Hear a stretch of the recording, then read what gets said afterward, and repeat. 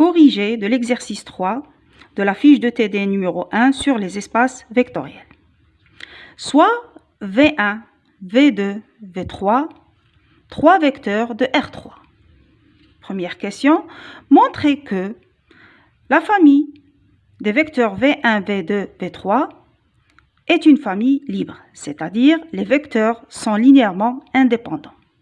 La deuxième question, montrez que le vecteur V défini par 7, 14, moins 1 est une combinaison linéaire de V1, V2 et V3.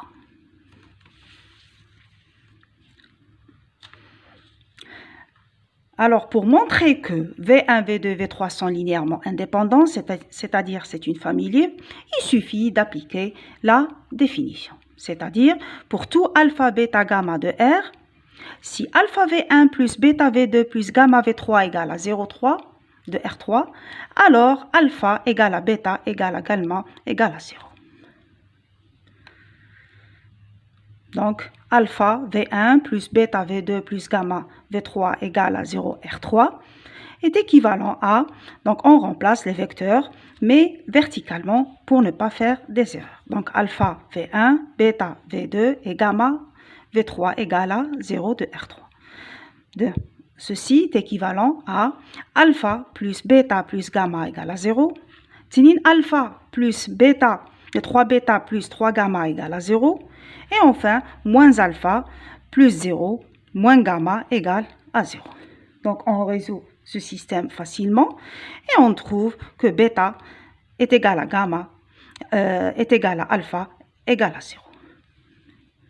Ainsi, la famille des vecteurs V1, V2, V3 est une famille libre.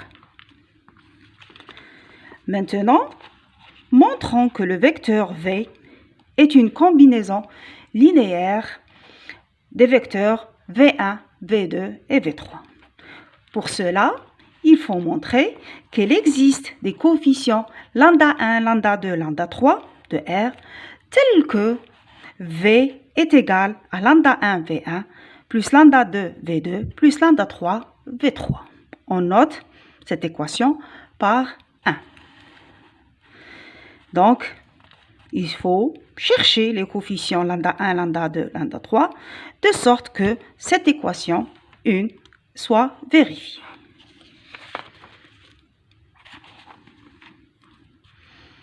Donc 1 est équivalent à, donc on remplace les vecteurs. Donc ceci est équivalent au système S suivant. Donc lambda 1 plus lambda 2 plus lambda 3 égale à 7. 2 fois lambda 1 plus 3 fois lambda 2 plus 3 fois lambda 3 égale à 14.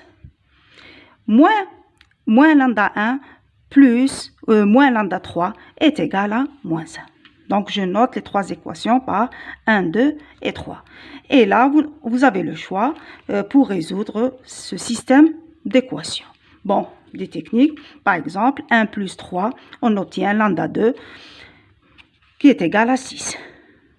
Donc, le système S devient lambda 1 plus lambda 3 égale à 1. 2 fois lambda 1 plus 3 fois lambda 3 égale à moins 4. Une autre astuce, on multiplie cette équation par moins 2 et on ajoute 5. Donc, on obtient lambda 3 égale à moins 6. Et enfin, on remplace et on trouve lambda 1 qui est égal à 7. Et par conséquent, il existe lambda 1 égale à 7, lambda 2 égale à 6, lambda 3 égale à moins 6, tel qu'on est V égale à 7V1 plus 6V2 moins 6V3, c'est-à-dire que V est une combinaison linéaire des trois vecteurs V1, V2 et V3.